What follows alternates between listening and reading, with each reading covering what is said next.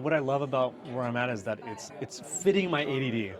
The moment is fitting, like I feel my career has been very eclectic. Yeah. I was a journalist, I was in venture capital, I was a teacher, I was a musician, I was all these things, and AI is just kind of like all those things at Yeah. once, and it can be all of that for me. I understand the tech side, I understand the business side, I understand how creative is, I can work with creatives, and I can create, and I can understand where that's going. I love to teach it and see the light bulbs go off, because it's like you get to see people learn and then create and watch it all at once. It's amazing. Absolutely. Anyway, that's what I love doing right now. Impromptu office hours with Dr. Jamar Montgomery and Minh. You have immediate leverage in the situation.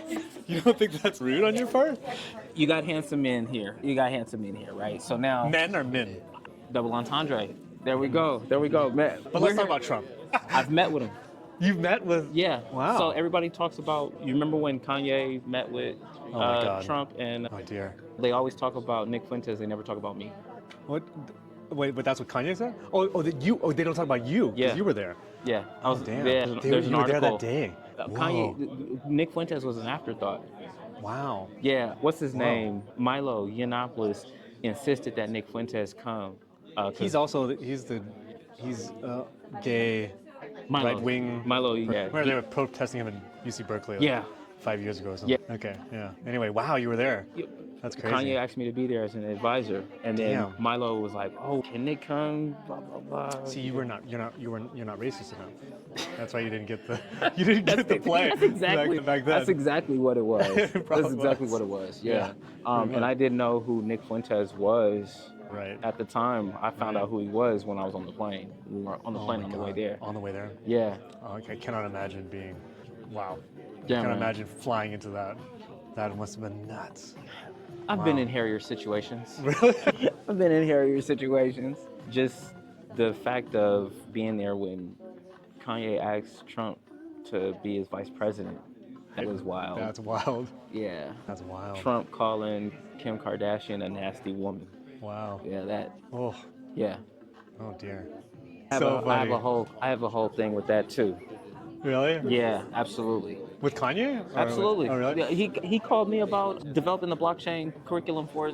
First, it was the recovery plan for his school, and then developing the curriculum, specifically really? the engineering and blockchain curriculum for his Wow. school. Yeah, That's crazy. yeah. There you go. Crazy where life takes you, right? Yeah. Now he's in AI. Now Kanye is hard in AI, which is really interesting. Missed opportunities, man. I'm not. Yeah. Hey, maybe Web3 comes back, because I feel like there's this whole like copyright ethics and all of that with Yeah. AI, and like a lot. I'm still in, and I'm at least peripherally in Web3. Gotcha. And there's still a lot of conversation about will Web3 solve that AI problem, whereas like credit or giving credit, and if there's no Attribution. copyright, you can't copyright something, but you could sell something as an NFT. Yeah. And that's not copyright, but that's still all royalties, blah, blah, blah. So, I don't know. I have hopes. I still loved the dream of NFTs, which I feel like I'm trying to resurrect a little bit in AI. Okay. Because I fell in love with NFTs because I loved the idea that me as a fan could own a part of this thing, co-create it, and that could be this like ecosystem that Yeah. grows, this content ecosystem that goes. What if I could create other Pokemons, and that could become part of canon, and then other people are collecting my Pokemon ideas, because hey, the people could come up with cool ideas, and that's cool that I would have ownership in that, and I could also participate in this ecosystem with other people of content. Yeah. And so I do feel like AI does create that opportunity where, hey, I do think that maybe Disney or whatever, they are like, hey, we're going to use AI to allow people to create like a Little Mermaid derivative or Yeah. something like Yeah, that. yeah. If they can train an AI to be that like boxed in. Absolutely. Absolutely. And I feel, hey, there's a potential. Here we are like getting everybody to create new stuff right now.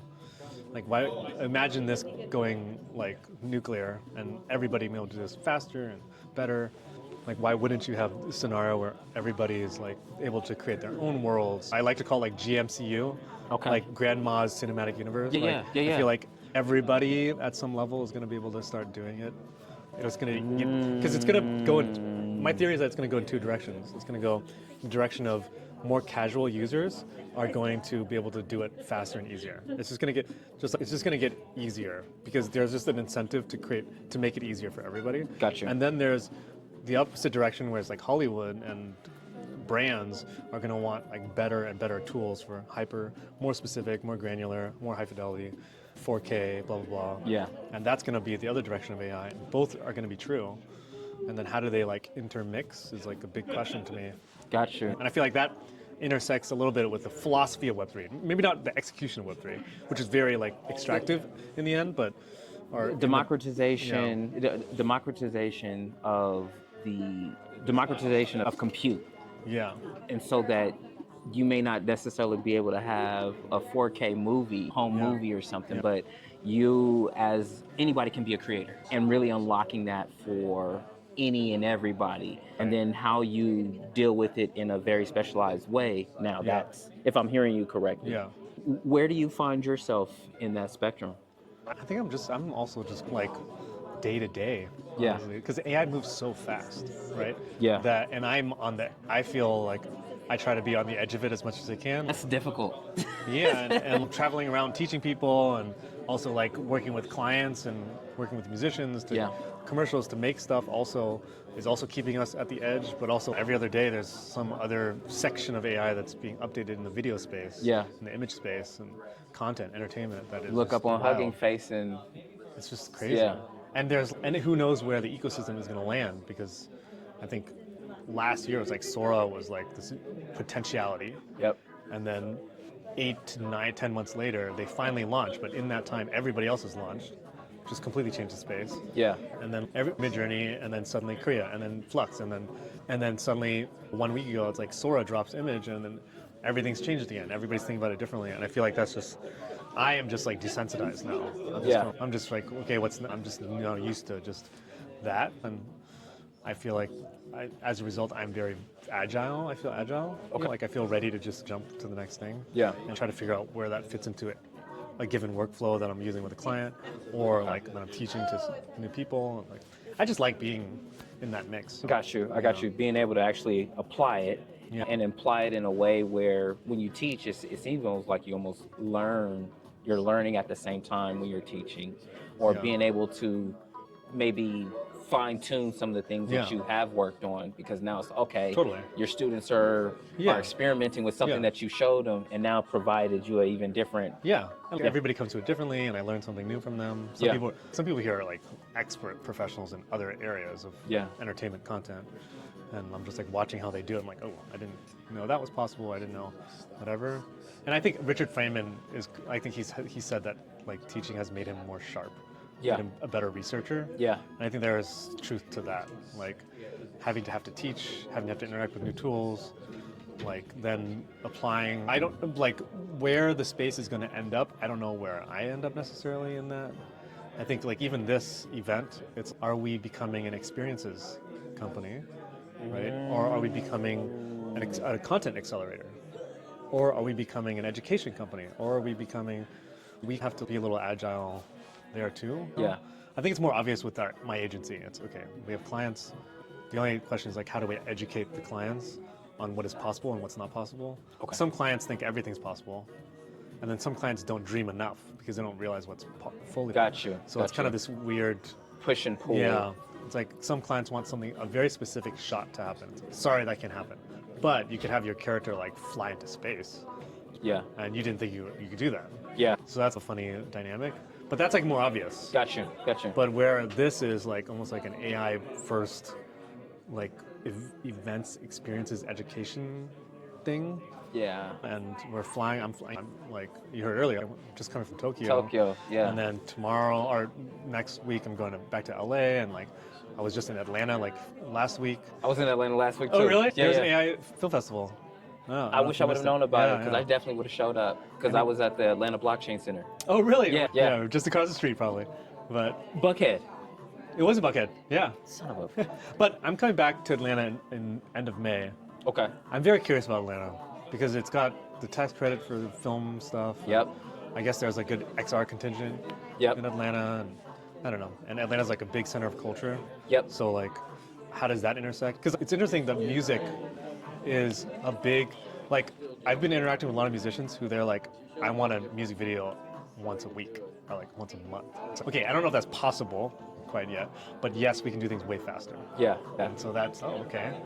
Like, we're working with a big musician right now. It's, yeah, we want it once a month. We got a big budget for that. I'm like, okay, we could do that. That's lit. And that's awesome. Outstanding. Outstanding. Ben, last question, dude. What do you love most about the space that you're in right now?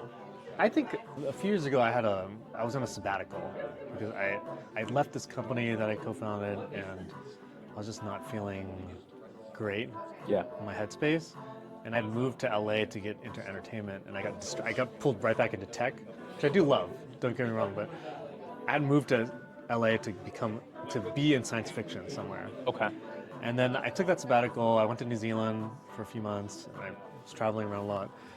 And I zeroed in on, I really love like three things. I really love like teaching and community. Yeah. I really love creating. And I really love like just doing business.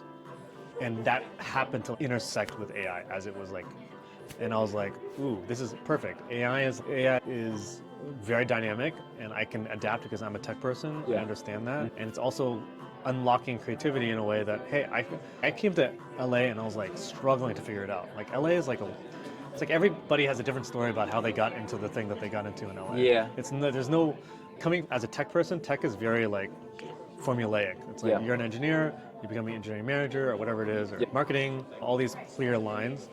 And but entertainment really befuddled me. And maybe I'm not fit for that. I don't know. But I think it's a relationship business. Yeah, it's a relationship, and there's all these elements, and I just landed into AI at the perfect moment I felt to just try to figure that out. Yeah. And I don't know. What I love about where I'm at is that it's fitting my ADD. The moment is fitting. Like my career has been very eclectic. Yeah. I was a journalist. I was in venture capital. I was a teacher. I was a musician. I was all these things, and AI is just kind of like all those things at once. And it can be all of that for me. I understand the tech side. I understand the business side. I understand how creative is. I can work with creatives.